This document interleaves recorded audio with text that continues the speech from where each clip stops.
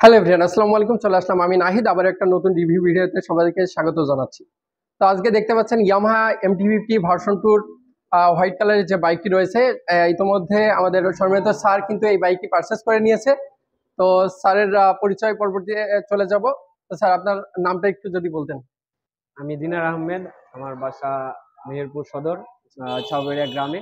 আচ্ছা স্যার, এর আগে আপনি ইয়ামাহার বাইক চালাতেন না অন্য কোনো ব্র্যান্ডের বাইক চালাচ্ছেন? জি, আমি এর আগে ইয়ামাহা এফজেডএস ভার্সন 2 ইউজ করছি।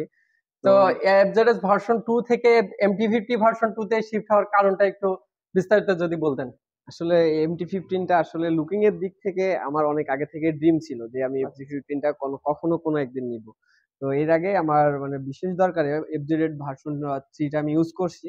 জি, দেন জি। যখন আমার মানে অ্যাবিলিটিটা হয়েছে দেন আমি তখন MT-15টা আমি আর কি এটা নিয়েছি। মূলত আমার এটা এর লুকের আগে জন্য। কি MT-50 বাইক আপনি চালাইছেন? না, এর আগে আমি কখনো MT-50 চালাইনি। MT-50 বাইকটার রিভিউ তো দেখেছেন অনেক।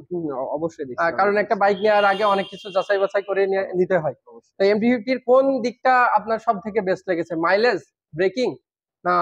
MT-15 এর মূলত যে স্পিড এবং হচ্ছে ব্রেকিং সিস্টেমটা এটা সবথেকে বেস্ট আচ্ছা, আমার দিক থেকে। আপনি কি সিটিতেই রাইড করবেন না লং রাইড হবে? উম আপনি কোথায় আ থাকেন এখন? আ আমি কর্মসংস্থান কোথায়? কর্মরত আছি চিটাগাং। আমি এখান থেকে চিটাগাং এ রাইড করব। মানে মেহেরপুর থেকে আপনি চিটাগাং চিটাগাং এ যাওয়া আসার কাজে MT-50 MT-15 বাইকটি ব্যবহার ইউজ করব। করবেন।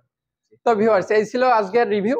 তো যারা এখনই ইয়ামাহা বাইক নিতে পারেননি, তারা খুব শীঘ্রই চলে আসবেন ইয়ামাহার আউটলেটে এবং আপনার পছন্দের বাইকগুলো পারচেজ করে নেবেন। তো সবাই ভালো থাকবেন, সুস্থ থাকবেন এবং ইয়ামাহা পরিবারের সাথেই থাকবেন। Yes Yamaha.